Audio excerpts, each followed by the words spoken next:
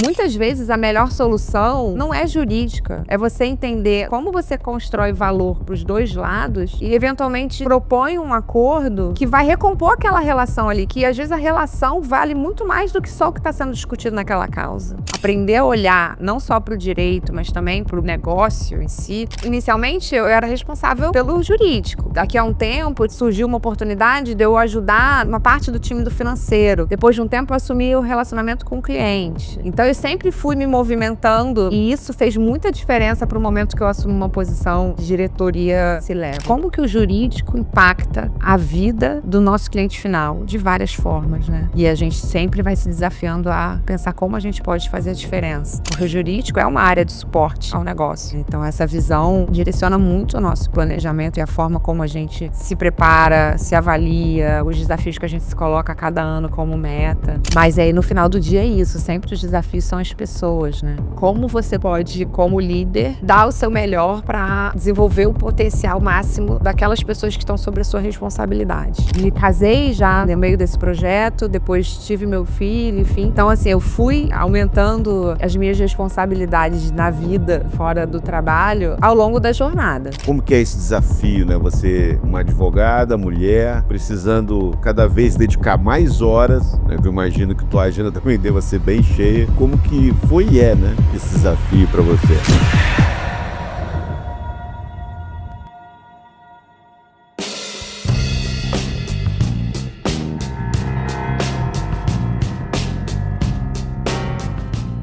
Tá valendo agora?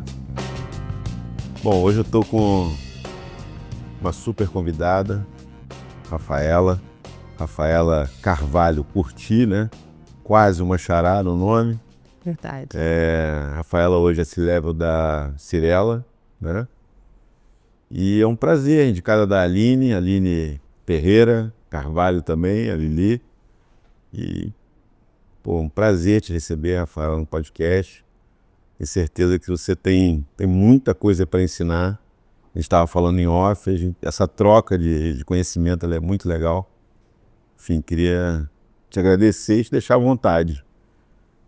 Bom, eu que te agradeço o convite. Ainda mais uma indicação da Aline, que é uma querida amiga e que eu sou fã. Assisti o podcast dela, achei muito bacana. E é um prazer estar aqui. Acho que a gente pode aprender um com o outro, né? E também trocar aí bastante conteúdo. Quem sabe, quem está nos ouvindo pode também se beneficiar um pouquinho do nosso papo. A gente no Adversidades, enfim, o nome é Adversidades, né? A gente está aqui para ouvir as adversidades também, os desafios, mas a gente tem uma pergunta de roteiro, que é por que o direito na sua vida, né? Se a sua trajetória foi planejada, se não foi, como que o direito entrou na sua vida e você te trouxe até aqui. Legal. Essa pergunta é a clássica, né? E eu acho que as pessoas têm realmente curiosidade de entender essas escolhas, ainda mais porque a gente aqui no Brasil faz essa escolha super jovem, né? Mas eu sempre soube que eu queria fazer direito, engraçado, desde bem novinha, muito inspirada na minha avó. Então, assim, os meus pais não são advogados, meus pais são professores de educação física, os dois.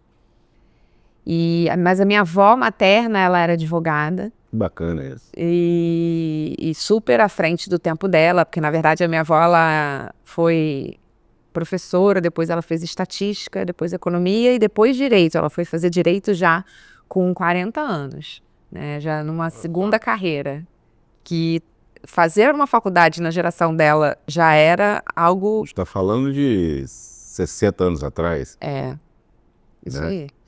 E curioso que ela fez uma carreira que isso eu não planejei muito, mas acabei seguindo os passos dela. Engraçado, né? Ela foi advogada de banco, né? Porque ela começou no BNH como economista e aí ela, naquele movimento da década de 60, de fomento ao crédito para o mercado imobiliário, ela acabou se interessando pelo direito, foi ser advogada.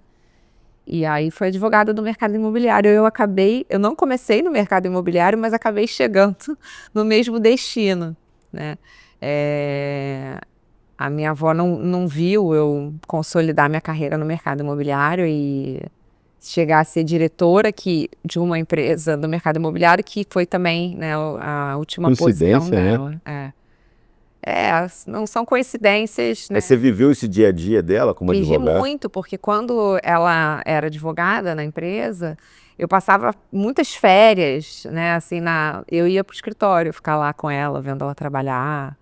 Aí ficava desenhando, aquela época que tinha aquelas impressoras com aquela folha contínua, sabe? Sim. Furadinha, eu ficava desenhando, aí fingia que era secretária dela. Já plantou uma sementinha ali do direito em você. Com certeza. Legal. E aí foi por isso, mas depois eu acabei fazendo até outra faculdade, eu fiz faculdade de Relações Internacionais também. Depois do direito? Fiz ao mesmo tempo, na verdade, eu fiz as duas juntas. Meu Deus, é uma máquina. E isso não foi planejado. Na verdade, eu tinha um interesse muito grande pelo mundo, pela coisa das políticas internacionais e tal. Eu achava que eu ia fazer Instituto Rio Branco, tinha esse desejo, e direito meio que fazia parte disso. Eu não tinha um sonho de ser advogada inicialmente. Entendi. E aí, quando eu fiz vestibular, eu acabei passando na UFRJ, que foi onde eu me formei, mas eu passei também na universidade. E aí eu passei com bolsa. E eles estavam abrindo, naquele ano, a primeira turma de Relações Internacionais da faculdade. E eles me perguntaram, você não quer fazer? Porque você ganhou bolsa. Então, aí eu falei assim, vou tentar, se eu vou conseguir fazer duas. E você concluiu os dois cursos? E aí eu consegui fazer as duas ao mesmo tempo. Acabou que eu adiei 6 meses a minha formatura de Direito. Então, em vez de fazer em 5 anos, eu fiz em 5 anos e meio. Mas fiz as duas juntas. E foi muito bom, assim. O que você levou de relações internacionais para o direito? Muita coisa. Para hoje, isso te ajuda muito? Muita coisa, porque acho que, assim, a faculdade de Direito hoje mudou muito, né? Depois eu fiz pós-graduação, fiz LLM e também já dei aula em universidades. Eu vejo que já mudou muito a cabeça do currículo, né?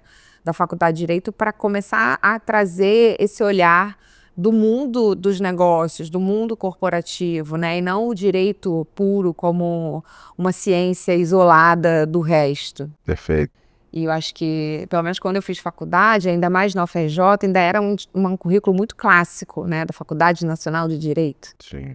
E a Faculdade de Relações Internacionais me deu a oportunidade de estudar economia, antropologia, contratos internacionais, negociação. Diversas ferramentas que o direito te obriga a usar e você tem que aprender com o tempo. Na prática, né? Então, isso foi bem legal. Assim, acho que foi complementar, com certeza. Mas depois que eu fui estagiar em Direito, o mosquitinho da advocacia isso que eu ia te perguntar. Você estagiou em escritório? Estagiei em escritório de contencioso. E me apaixonei. Assim, eu gostava muito de trabalhar com contencioso, do dia a dia do contencioso. Audiência. E peguei aquela época que era processo físico, né? Que você tinha que viajar, ir, né, reconstruir relação, né, com as pessoas que trabalhavam nas varas, para você poder conseguir fazer as coisas andarem, assim, não era só. Hoje em dia é muito mais frio, né? Porque você faz tudo pelo computador e tal. Você tem momentos pontuais que você tem contato com o julgador ou com os julgadores quando você está falando de um colegiado. Mas aquele dia a dia da correria do contencioso raiz de antigamente eu gostava muito, assim. Isso me fez acabar deixando de lado esse sonho de tentar prestar concurso. Isso é raro, viu, Rafaela? O advogado gostar do contencioso normalmente é o contrário, né? Ele não... acho que as pessoas não gostam muito, né? Não, acho que quem gosta, gosta. Tem gente que gosta. Acho que quem gosta, gosta. Eu acho que tem muita gente que prefere o mundo mais empresarial, o M&A, e tem um glamour, né, do M&A, tributário, enfim. Sim. Mas eu gostei muito e eu acho que foi uma base que me formou e me ajudou muito a ter uma visão de foco em solução. Porque o contencioso é isso. Te dá o pé no chão também, né? De entender que tem processos que não tem não tem muita solução. Tem alguma solução Sim. sempre, né? Assim, talvez um não seja a acordo, né? solução que o seu cliente isso. imaginou inicialmente, Exato, mas sempre perfeito. tem uma solução. Sim. E eu acho que isso, no mundo corporativo, me ajudou muito, assim, de ser essa pessoa com esse perfil, de ter o foco na solução e também de ter um olhar de ver as coisas e perceber aonde pode dar problema, né? Por já ter vivido, ter uma experiência, né, do que se discutia, quais eram as cláusulas ou as condições que acabavam gerando depois conflito, e aí tentar negociar melhor e escrever melhor os contratos para evitar esses conflitos. O que eu percebo é que não há uma fórmula para formar um grande profissional de direito, né? Mas se há uma coisa que funciona de maneira geral, é você de fato trabalhar, né? Na prática, Sim. né? Você está na prática do processo, né? Sem dúvida. Você entender isso. Mas e eu acho que tem uma coisa que para mim quando perguntam, você tem uma dica ou um conselho para dar para um jovem, Normalmente eu te peço uma dica, advogado, assim, eu falo assim, cara, sinceramente eu acho que tem que ter curiosidade. Curiosidade com o trabalho, curiosidade com as coisas, porque você pode fazer o seu trabalho muito bem feito fazendo só o que precisa para aquela atividade que você tem. By the book. Ou você pode pegar aquilo e expandir. Então, assim, você está no contencioso, mas você pode se preocupar em entender melhor o direito material, os contratos, os negócios, entender a lógica do business, assim, porque muitas vezes a melhor solução não é jurídica. É você entender como você constrói valor para os dois lados e, eventualmente, propõe um acordo que vai recompor aquela relação ali, que às vezes a relação vale muito mais do que só o que está sendo discutido naquela causa. Perfeito. Né? Então, acho que você ter essa visão, aprender a olhar não só para o direito, mas também para o negócio em si. Essa é uma pergunta que o seu currículo faz necessária, né? Você como uma advogada que hoje tem uma posição que está ligada ao negócio, né?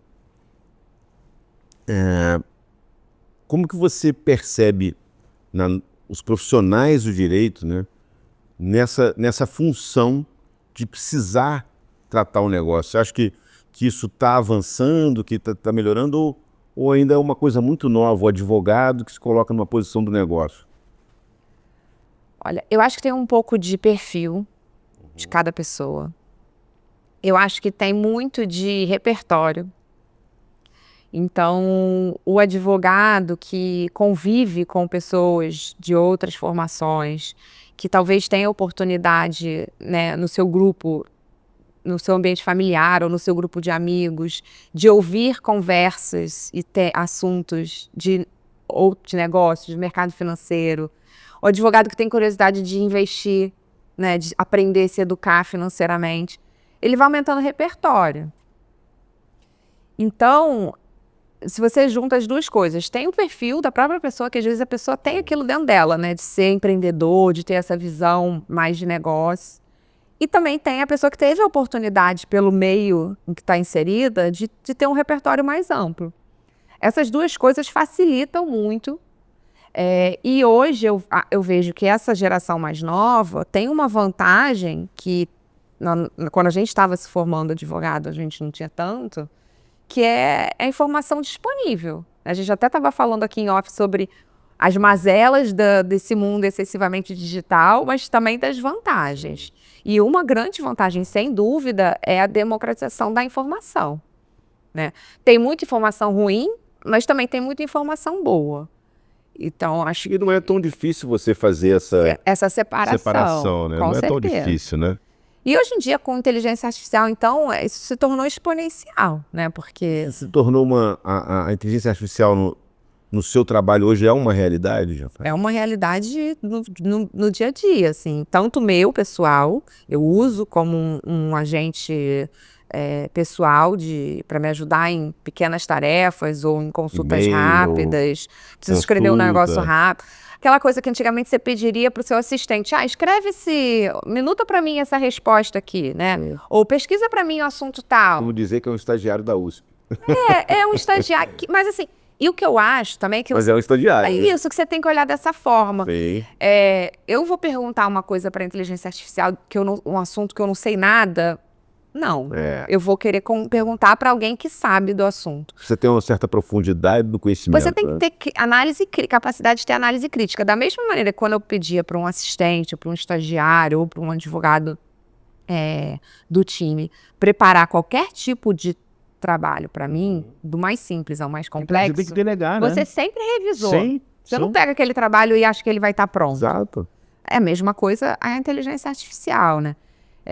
Então, óbvio que tem todas as questões da tecnologia em si, da alucinação, da dificuldade de você identificar fonte. Então, tem todo um trabalho de curadoria que você tem que fazer para usar, mas ajuda demais, né?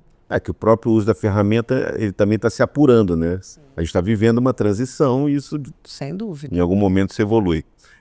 Mas o setor que você hoje trabalha, Rafael, né? Que é de corporação, enfim. Como que você entrou nesse mercado? Quando você começa a advogar nesse setor? Como é que foi essa trajetória?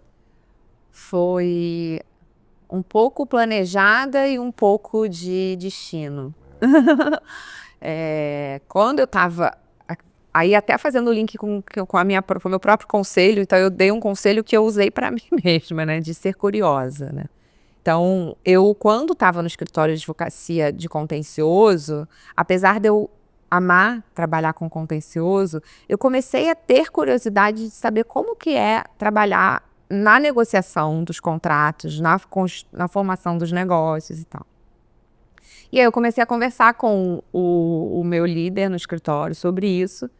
E graças a Deus, apesar de eu estar no escritório que era só de contencioso, bem tradicional, eu tive abertura e eles foram receptivos a essa minha ideia de falar assim, bom, talvez dê vamos ver se tem algum cliente nosso que teria interesse em eventualmente te dar alguma oportunidade de algum trabalho, não saindo do escritório, dentro do próprio escritório, quem sabe poderia isso virar depois alguma coisa. Ou não, ou eu teria a experiência e não é isso que eu quero continuar no contencioso. Isso foi muito legal, eu achei que foi bem, assim, visionário da parte deles, né? Porque às vezes as pessoas não pensam dessa forma. Infelizmente, né? E aí foi legal porque tinha um dos nossos clientes, era a RJZ Cirela.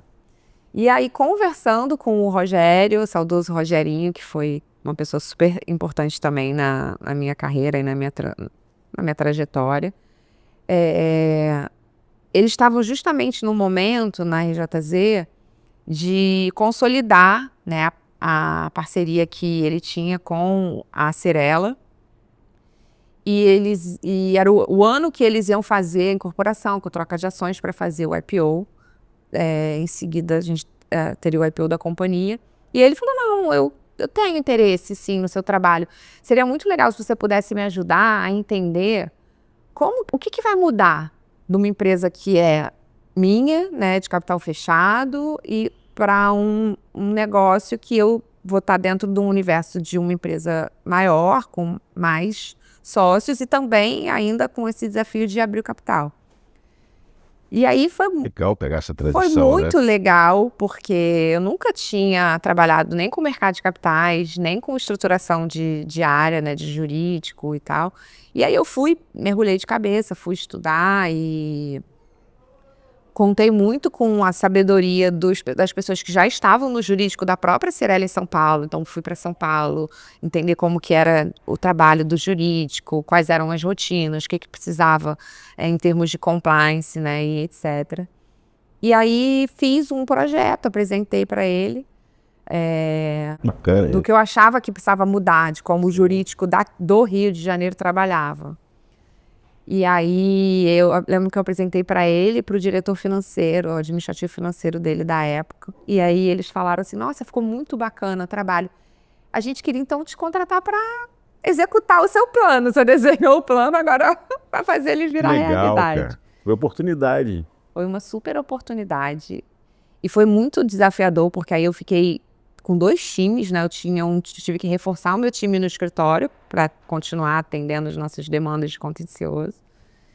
E montar um time, né, na empresa também. Então, fiquei durante um tempo ainda me dividindo entre escritório e empresa. E aí foi muito bacana. E o dono do escritório entendeu bem? Super apoiou sempre todos esses movimentos. E aí, só que chegou um momento que a empresa cresceu muito, e aí realmente eles vieram conversar comigo que precisariam que eu me dedicasse totalmente à empresa.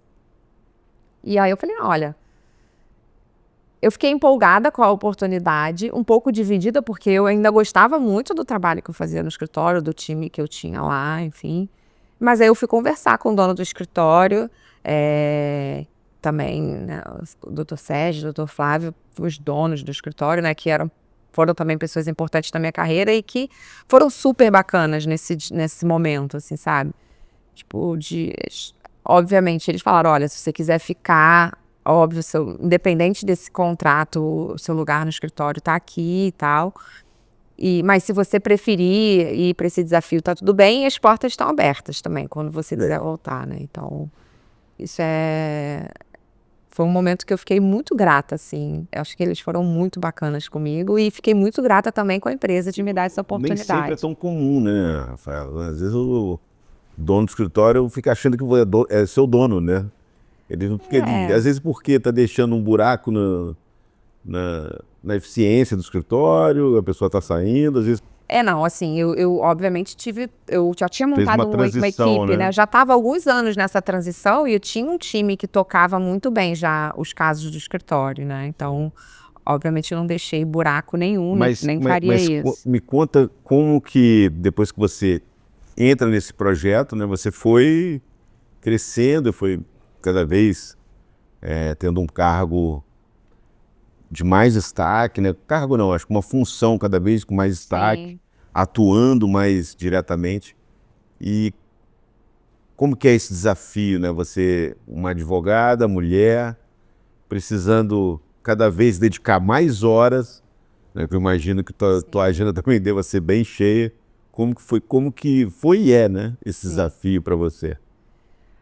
Olha, assim, eu comecei muito jovem na empresa, então lá no início eu ainda não tinha tantas responsabilidades fora do trabalho, então a dedicação era total para o trabalho, né? Eu me casei já no meio desse projeto, depois tive meu filho, enfim.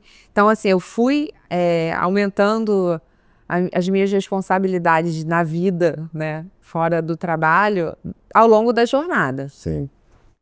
E fui aprendendo a equilibrar todos esses pratinhos. Nem sempre é fácil. De vez em quando um dá uma cambaleada, às vezes um cai, a gente tem que... Essa é a realidade, né? Essa é a realidade. Tem que passar a cola dourada, né? Como ensinam os japoneses, e fazer daquele problema um aprendizado e talvez uma coisa até mais bonita depois do que era antes.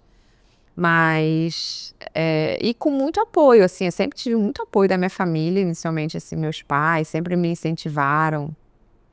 Meus próprios líderes, né? Como eu fui contando aqui ao longo da história. Eu brinco que às vezes eles acreditavam mais em mim do que eu mesma. Isso sempre foi muito gratificante. E escolha de parceiro de vida. Então, assim, meu marido sempre me apoiou muito em todos esses momentos. Ele sempre incentivou, né? E dentro do próprio, quando eu estava no Rio de Janeiro, na unidade de negócios que a gente tem no Rio, eu mantive aquela minha curiosidade. Então, inicialmente, eu era responsável pelo jurídico. Daqui a um tempo, surgiu uma oportunidade de eu ajudar no time uma parte do time do financeiro, que tinha um projeto grande que talvez o meu conhecimento jurídico poderia ser útil. Então, fui lá, assumi também a gestão de uma parte do time do financeiro. Depois de um tempo, eu assumi o relacionamento com o cliente, que foi mais um universo que se abriu para mim, né, de aprendizado. Então, eu sempre fui me movimentando, mesmo que lateralmente, e isso fez muita diferença para o momento que eu assumi uma posição de diretoria C-level, porque aí você tem que, de fato, ser especialista na sua função principal para poder, né, fazer o planejamento e orientar e montar bem o time daquela área. Mas você precisa estar conectado e com um olhar muito na estratégia do negócio como um todo. Então, você tem que entender muito de cliente, você tem que entender de finanças, você tem que entender de processos, você tem que ter realmente uma visão que vai muito além daquela sua formação inicial. Esse é o seu maior desafio hoje, Rafael? Sua vida, assim, essa posição? Assim, na minha vida, eu tenho alguns desafios que, assim, equilibrar a minha vida, né, pessoal dividindo minha rotina entre Rio e São Paulo, criar um ser humano. Acho que a maior responsabilidade que a gente pode ter na vida, né? Eu estava falando um pouco também sobre os nossos filhos, é a gente criar outra pessoa, né? Esses são os meus maiores desafios. Mas no trabalho, eu vejo que acaba que sempre o maior desafio são pessoas. Como você pode, como líder, dar o seu melhor para desenvolver o potencial máximo daquelas pessoas que estão sob a sua responsabilidade, né? E servir da melhor forma possível as pessoas que você serve, né? Você e o seu time servem. Então, tanto o nosso cliente final, então assim, como que o jurídico impacta a vida do nosso cliente final, de várias formas, né? E a gente sempre vai se desafiando a pensar como a gente pode fazer a diferença. E o nosso cliente interno, porque o jurídico é uma área de suporte ao negócio, né? Então, a gente olha para o nosso colega, então o nosso colega que senta ali do nosso lado, ele não é só o nosso colega de trabalho, ele é nosso cliente, né? Então, essa visão, ela direciona muito o nosso planejamento e a forma como a gente se prepara, se avalia, os desafios que a gente se coloca a cada ano como meta. Mas aí, no final do dia, é isso, sempre os desafios são as pessoas, né? O ser humano é o grande mistério a ser desvendado. E qual é o tamanho da sua equipe, Rafael? É uma equipe muito grande? Hoje, enxuta? Já passamos por vários formatos, né? Então, vocês fazem tudo? Vocês terceirizam uma parte? Como é que funciona? Quando eu assumi o desafio da diretoria, que foi em 2017, foi um momento que eu passei por um desafio de dar uma enxugada no time para tornar um pouco mais eficiente a estrutura.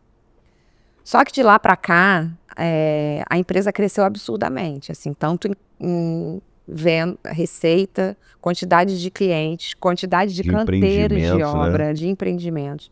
Então, a área foi crescendo também. E, além disso, eu também fui agregando outras responsabilidades, além do jurídico. Então, aquele caminho que eu fiz na unidade de negócios, eu também fiz na diretoria corporativa. Então, hoje, além do jurídico, eu sou responsável pelo GRC, que é Governança, Riscos e Compliance. Sou responsável por privacidade. Mais recentemente, eu assumi o desafio de estruturar a nossa agenda e política de sustentabilidade junto ao conselho. Assumi a área, depois a gente acabou entendendo que fazia sentido dividir um pouco. Hoje eu tenho uma responsabilidade compartilhada nessa agenda com outros colegas diretores. Mas a gente foi agregando muitas outras funções além do jurídico e além do crescimento da empresa. Então, aí o time cresceu bastante. Hoje a gente tem um pouco mais de 80 pessoas. No jurídico? Entre advogados, administradores, economistas, estagiários. Interessante. Então tem gente de várias formações diferentes, né? Tá. E, enfim, qual é o maior desafio hoje da Cyrela, né? Sim, não é um mercado que eu tenha profundidade de conhecimento, mas eu imagino que a economia, ela cria alguns reflexos positivos e negativos, né? Sem dúvida. Qual é o maior desafio hoje, né? Que a gente está vivendo hoje, economicamente, de maneira mais ampla, se você quiser. Mas qual é o maior desafio da Cyrela que você percebe? A gente veio de um ano que foi um ano de recordes históricos, né? Então, o ano de 2024 foi um ano incrível para a gente. Isso por si só já traz um desafio para o ano seguinte, né? Engraçado, eu achei que a resposta fosse ser diferente. Não, foi um ano... Se tivesse sido um ano difícil. Foi um ano muito bom para a gente, o ano passado. E esse ano a gente segue otimista, mas o cenário macroeconômico está muito mais desafiador, né? E isso a gente não pode perder de vista. Nosso setor é um setor que ele é cíclico, é um setor que tem uma interferência grande com o cenário macroeconômico, porque afeta a confiança do consumidor, afeta a capacidade dele de tomar crédito. Então, a gente está, na nossa estratégia, olhando para isso, mas mantendo aí o otimismo, porque nossa estratégia tem dado certo, né? De escolha de terrenos especiais, desenvolvendo produtos muito diferenciados. oferecendo um serviço também de qualidade, então isso tudo se mantém.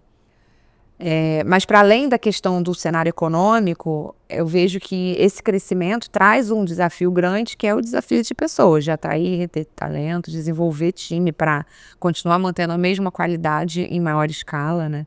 Então esse acaba sendo um Tudo desafio passa também. pela gestão de pessoas, né, Rafael? Sempre, né?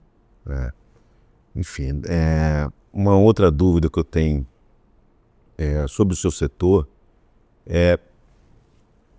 você alcançou uma carreira, enfim, como se leva, advogada, que estava lá no contencioso, foi evoluindo, crescendo. Se você pudesse dar um conselho para um estudante de direito, um advogado recém-formado, que mais ou menos almeje isso, né? Tem muito advogado hoje que fala, isso antigamente na minha época não era comum, mas eu quero ser chefe do jurídico de uma empresa. Hoje em dia as pessoas aspiram isso, né? Qual seria o conselho que você daria ao advogado para que tivesse como se fosse um atalho? Falando, vou te dar aqui mais ou menos o que você precisa fazer para chegar nesse carro. Legal. A primeira coisa é que eu não acredito em atalhos, então falaria já Não, isso para ele. atalho talvez seja a pior palavra, né? Mas eu não queria falar bizu, né? Mas tipo assim, a dica. Sim, né? Eu acho que ao longo do nosso papo aqui eu falei muitas coisas que eu acredito e que eu falo para as pessoas que estão próximas, né? Tanto meu time, eu também faço mentoria, né, para jovens e Você é mentora? eu faço mentoria. Eu comecei fazendo num projeto social, né, para jovens em situação de vulnerabilidade, e depois eu comecei a fazer em alguns projetos de mulheres, né, mulheres do mercado imobiliário, já fiz. Esse ano eu estou com um projeto de um grupo das tributaristas cariocas. Legal. Então é muito legal, porque é muito gratificante Eu e eu conheci esse aprendo grupo. muito. É incrível, né? Como a gente sempre... A gente pode entrar, às vezes, num projeto desse achando que a gente vai ensinar. Mas eu sempre saio com a sensação de que eu aprendi mais do que eu ensinei. E não sobre direito, sobre tudo, né? Sobre muitas coisas. É impressionante como as mulheres evoluíram nesse sentido, né? De não competirem o tempo todo mais, de se apoiarem, De apoiar. de dar a mão uma à outra, né? Sem Muito dúvida. bacana. Isso acho que está sendo uma revolução mesmo, porque acho que a gente está aprendendo a fazer isso. E esses eu grupos percebo ajudam. isso. Esses grupos ajudam muito, né? Porque traz estrutura, né? Para isso acontecer. Às vezes a mulher não tem tanta facilidade de fazer networking, né? Enfim. Mas voltando para a pergunta... Voltando à dica. Pra dica. O atalho não, voltando à dica. E o que eu sempre falo para as pessoas que eu tenho a oportunidade de trocar sobre isso é um pouco de tudo que eu falei aqui, né? De se manter curioso, de aumentar seu repertório. Não leia só livros de direito, né? Não faça curso só de direito. Porque isso vai te ajudar não só a ter uma visão mais ampla das coisas, mas também a aumentar a sua rede de relações, né? Porque se você, como advogado, você não vai trabalhar para outro advogado, você vai trabalhar para um economista, para um administrador, para um marqueteiro, né? Sim. Enfim, então é importante. Mas mais do que qualquer coisa, eu acho que no mundo de hoje, eu acho que a grande característica que precisa ser trabalhada todos os dias, o músculo que a gente tem que trabalhar todos os dias, é da resiliência. Porque tá muito difícil, vai ficar mais difícil, eu acho, a cada dia, assim, eu não acho que vai ficar mais fácil. É tudo muito rápido, tudo muda, a gente começou, a última frase, acho que a gente falou antes de começar a gravar, foi tudo muda o tempo todo, né? Isso. Então, essa capacidade de resiliência, às vezes o jovem tem mais dificuldade com isso, fica mais, assim, frustrado, né? Enfim, abraça isso. Outro dia eu escutei, eu não lembro o autor, infelizmente, mas um poema sobre a água, que eu achei tão lindo, que assim, a grande força da água é essa capacidade dela de ser resiliente. Se moldar, de né? se moldar à temperatura, à pressão, ao ambiente, né? E sempre ir, de alguma forma, achando um caminho, com paciência. Manter a positividade, né? Entendeu? Porque senão a gente fica louco. Então, assim, acho que fora todas sugestões que eu dei ao longo do papo, eu acho que hoje a grande musculatura que precisa ser trabalhada, pelo menos é um desafio meu pessoal, né? De estar o tempo inteiro cuidando disso, porque às vezes a gente cai, né? Sim. É trabalhar a resiliência. Ninguém se mantém 100% o tempo todo, isso é impossível, né? É. Tem que entender isso. Mas o que eu percebo hoje dos jovens, assim, eu não sou um crítico à geração, pelo contrário. Também não, sou entusiasta. Eu acho que é uma geração que também não está disposta a tudo por qualquer coisa, enfim. Acho bom, a gente muitas vezes sofria coisas porque a gente tinha que estar ali achando que... Aceitar. Mas, por outro lado, eu acho que essa crença de que há muitas opções, isso é só uma crença. Sim. Então, assim, as opções não são tantas. Você precisa ter foco, você precisa ter persistência. Não, e até tem opção, mas você vai ter que trabalhar. Sim, exatamente. Vai ter que ter um esforço. Se você escolheu uma, né? Exato. E tem uma outra coisa que eu achei incrível. Esse eu quero fazer um curso sobre isso ainda. Estou estudando sobre respiração. Uhum. E escutando, né, alguns mestres que trabalham com respiração como uma ferramenta para você se fortalecer e para enfrentar desafios e para conseguir chegar no estado de flow, porque todo mundo quer chegar no estado de flow, né? Só que ele fala uma coisa que que eu achei muito interessante, que eu não tinha parado para pensar, que assim, se você olha para pessoas que realmente conseguem chegar em estado de flow, são pessoas que estão atuando em alta performance.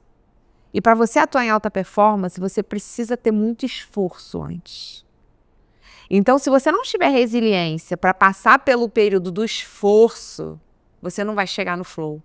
E aí, às vezes, eu acho que o jovem perde oportunidades, e também não os jovens de 40 anos perdem oportunidades por não ter essa resiliência e essa força interna para passar pelo momento difícil, para passar pelo desafio.